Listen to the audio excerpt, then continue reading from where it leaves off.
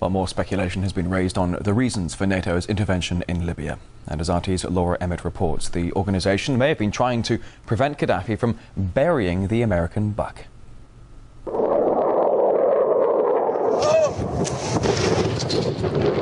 According to some, it's about protecting civilians. We must not tolerate this regime using military force against its own people. Others say it's about oil. The only reason they're interested with Libya is about the oil. You'd think we'd be in Iraq if the major export there was broccoli. But some are convinced intervention in Libya is all about currency, specifically Gaddafi's plan to introduce the gold dinar, a single African currency made from gold, a true sharing of the wealth. It's one of these things that you have to plan almost in secret, because as soon as you say you're going to change over from the dollar to something else, you're going to be targeted. There were two conferences on this. One in '96 and another one in the year 2000, called the World Mataba Conference, organised by Kadafi. And everybody was interested. I think most countries in Africa were keen. Gaddafi didn't give up. In the months leading up to the military intervention, he called on African and Muslim nations to join together to create this new currency that would rival the dollar and euro. They would sell oil and other resources around the world only for gold dinars.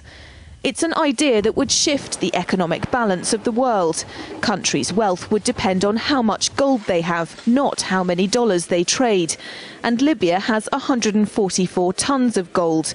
The UK has double that, but 10 times the population. If Kadafi had an intent to try to reprice his oil or whatever else the country was selling in the global markets and accept something else as a currency, or maybe launch a gold dinar currency, any move such as that would certainly not be welcomed by the power elite today who are responsible for controlling the world's central banks.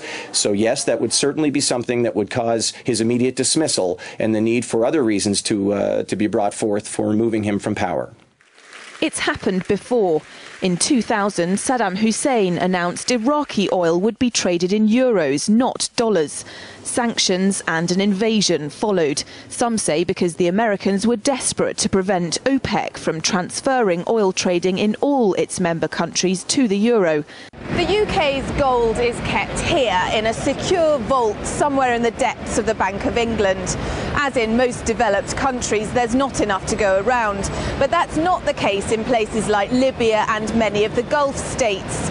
A gold dinar would have given oil-rich African and Middle Eastern countries the power to turn around to their energy-hungry customers and say, sorry, the price has gone up and we want gold. Some say the US and its NATO allies literally couldn't afford to let that happen. Laura Emmett, RT, London.